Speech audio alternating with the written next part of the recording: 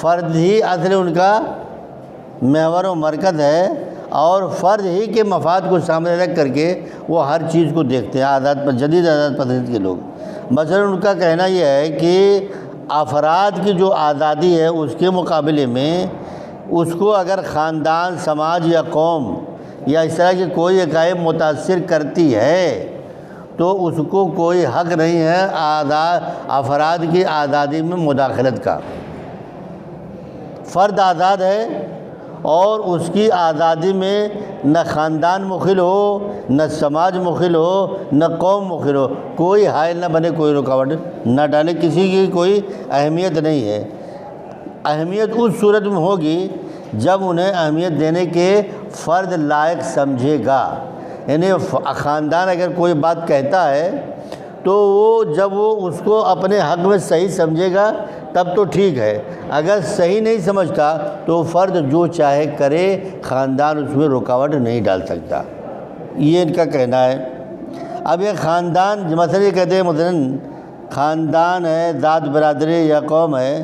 یہ سب جو ہے اس کی شادی کی راہ میں نہیں حاصل ہو سکتے۔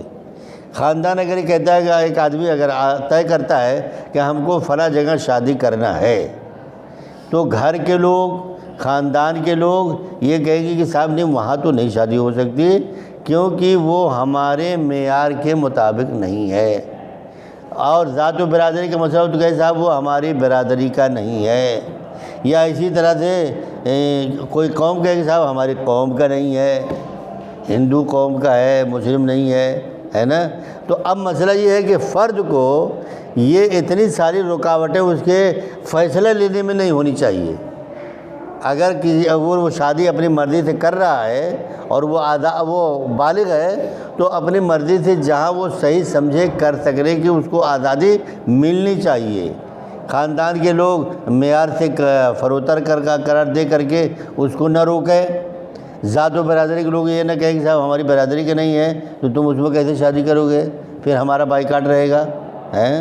اور اسی طرح سے قوم کے لوگ یہ کہیں کہ صاحب ہندو برادری میں کیسے شادی کرو، ہندو قوم میں کیسے شادی کرو گے، وہاں تو نہیں کر سکتے۔ اب آپ دیکھیے فرد کی آزادی میں یہ کتنی بڑی مداخلت ہے کہ لو جہاد کے نام سے کیسا قانون بنا دیا گیا، فرضی زبردستی۔ فرضی زبردستی میں اس لیے کہتا ہوں کہ اگر کوئی ہندو مسلم لڑکی کے ساتھ شادی کرتا ہے اور اس سے یہ کہتا ہے کہ تو ہندو دھرم قبول کر لو، تو وہ اگر وہ کنورٹ ہو جاتی ہے تو اس کو لو جہاد نہیں کہیں گے، اس کے لیے وہ قانون نہیں ہے۔ لیکن اگر غیر مسلم لڑکی کسی مسلم لڑکے سے تعلق رکھتی ہے اور بضد ہوتی ہے کہ ہم لوگ ساتھ رہیں گے اور دونوں میں یہ فیصلہ ہو جاتا ہے کہ ہم ساتھ رہیں گے، شادی کریں گے، کورٹ سے بھی شادی کر لے، پھر بھی لو جہاد کے نام پہ جو قانون بنا ہے، زبردستی پولیس زبردستی پکڑ کے اس کو لے جائے گی، اس کا زبردستی جو ہے کل الٹا سلٹا بیان دکھا اکھا کر کے عدالت میں پیش کر کے اس کو جیل بھیجے گی کہ تم نے کیوں شادی کی، یہ زور زبردستی سے کیا، فریب دے کے کیا، دھوکہ دے کے کیا۔ لڑکی کہتی ہے کہ نہیں میں نے اپنی مرضی سے کی ہے، مجھ کو کوئی دھوکہ نہیں دیا گیا ہے، میں نے اپنی مرضی سے شادی کی ہے،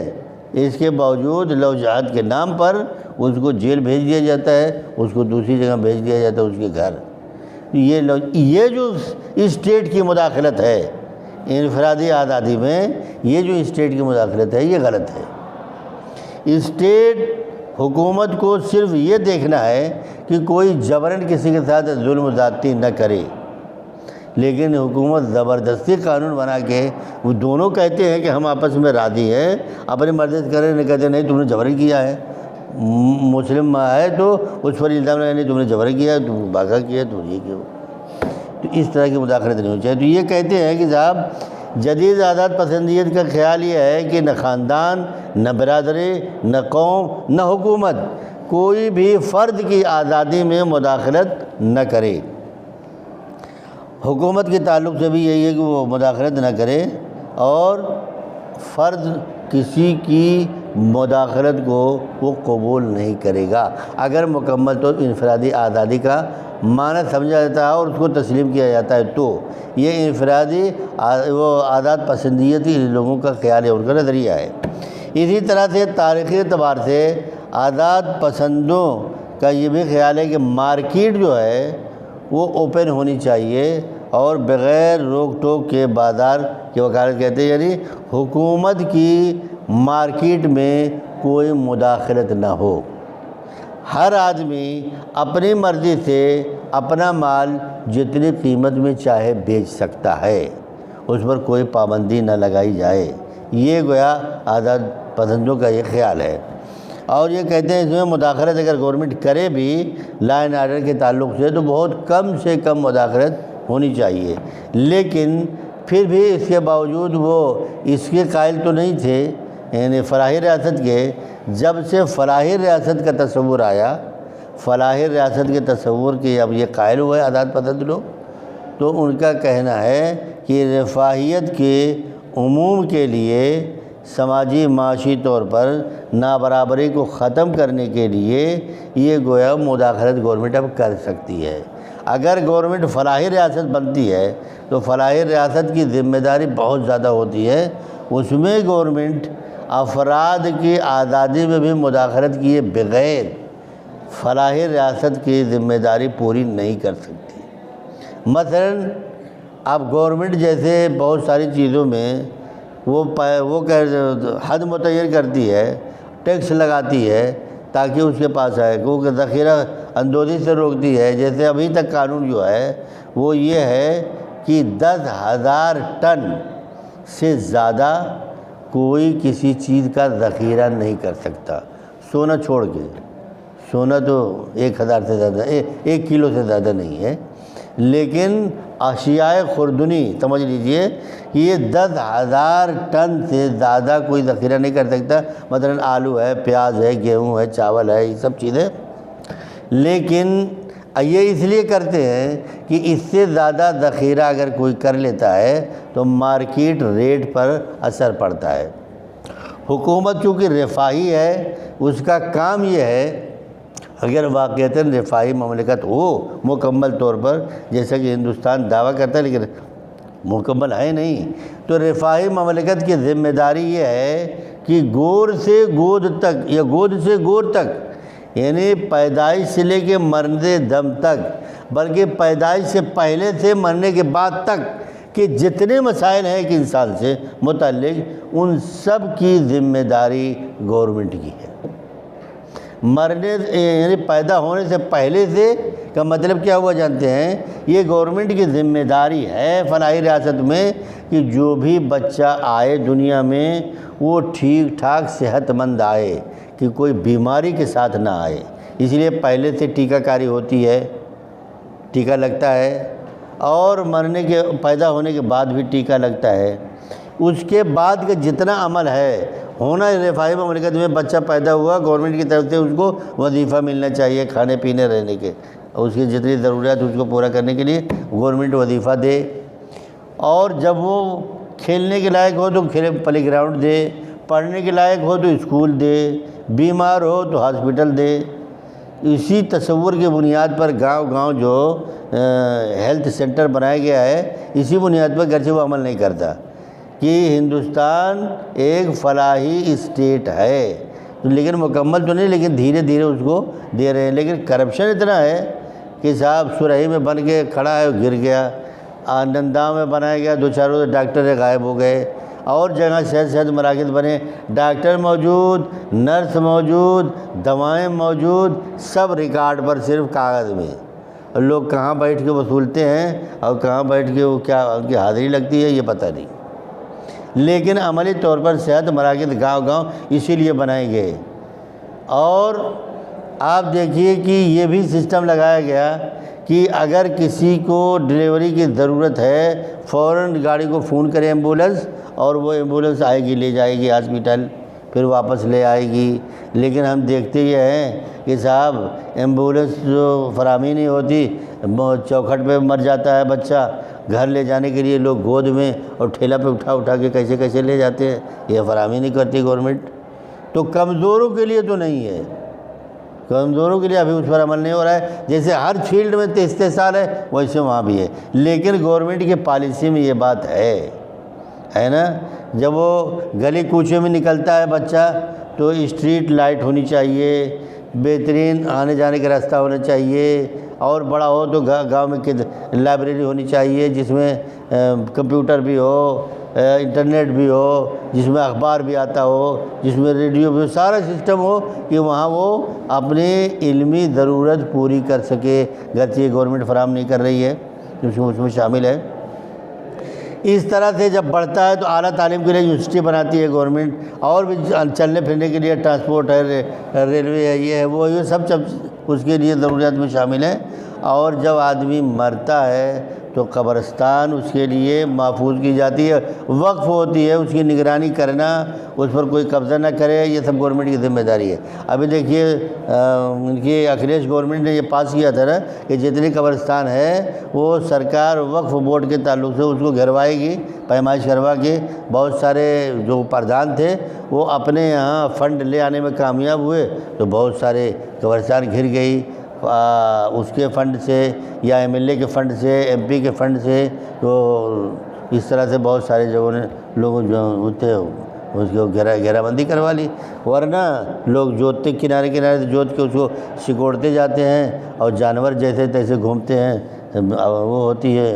یعنی کہ بے حرمتی ہوتی ہے۔ لیکن یہ گورنمنٹ کی پالیسی ہے اور اس کی ذمہ داری ہے کہ سارا انتظام وہ خود دیکھے،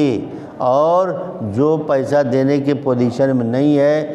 کھانے کے کام کرنے کی پوزیشن میں نہیں ہے، بوڑھا ہو گیا بڑھاپا پینشن دے، بیوہ ہو گئی بیوہ پینشن دے،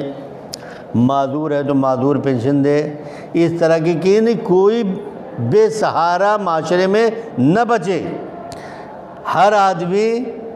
آسانی سے اپنی زندگی گزار سکے۔ یہ ویلفیئر اسٹیٹ یا فلاحی مملکت کا تصور ہے، اور یہ تصور جانتے ہیں کس نے دیا؟ سب سے پہلے عملی طور پر حضرت عمر رضی اللہ نے دیا، پوری اسٹیٹ میں نافذ کر کے۔ حضرت عمر رضی اللہ کے زمانے میں ایک آدمی کو دیکھا، اس کا دونوں ہاتھ جو ہے کسی وجہ سے جنگ میں یا کیسے کٹ گیا تھا، تو حضرت عمر رضی اللہ نے دیکھے،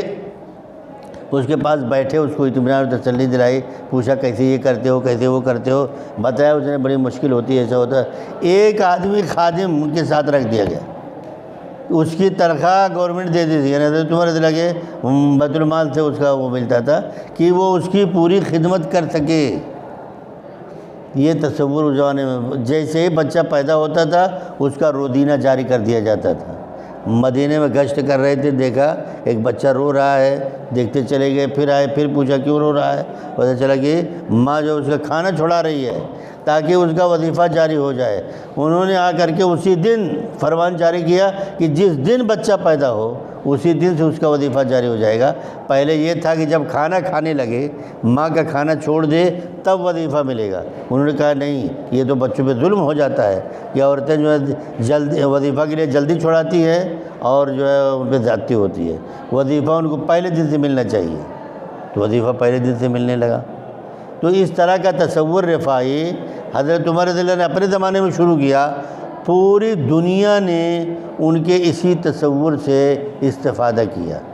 رفاہی مملکت کا تصور دراصل اسلام کا تصور ہے، اور عملی طور پر حضرت عمر رضی اللہ نے پورے سسٹم میں کر کے دکھایا۔ آپ نے معلمین پیدا کیے، جگہ جگہ متعین کیا، پڑھانے کے لیے ادارہ قائم کیا، اسکول قائم کیا، اور فوج کے لیے الگ انتظام کیا، ورنہ لوگ کوئی فوج تھی نہیں اس طرح سے سسٹمیٹک۔ یعنی ان کے نظام حکومت کو آپ نے پڑھا ہوگا، چاروں میں پڑھا تھا کہ پنجم میں پڑھا تھا؟ ارے خلفائے راشدین تاریخ میں نہیں پڑھا، ایسے ہی پڑھا بے پڑھا سب برابر ہے۔ نظام حکومت جو پڑھا آپ نے، اس میں تو ڈاکٹر حمید الدین والی تو بہت مختصر ہے، موقع ملے تو الفاروق پڑھیے تو دیکھیے حضرت عمر رضی اللہ کا کیسا کارنامہ ہے اور کیسی عظیم الشان شخصیت تھی وہ، کتنی زبردست ان کی خدمات ہیں ہر شعبے میں، اور ان کی تو اولیات 100 سے زیادہ ہے، 100 150 تو اولیات ہے۔ اولیات کے معنی جانتے ہیں؟ یعنی اس سے پہلے کسی نے وہ کام نہیں کیا، سب سے پہلے حضرت عمر رضی اللہ نے کیا، وہ ان کی اولیات میں 100-150 کام ایسا کیا انہوں نے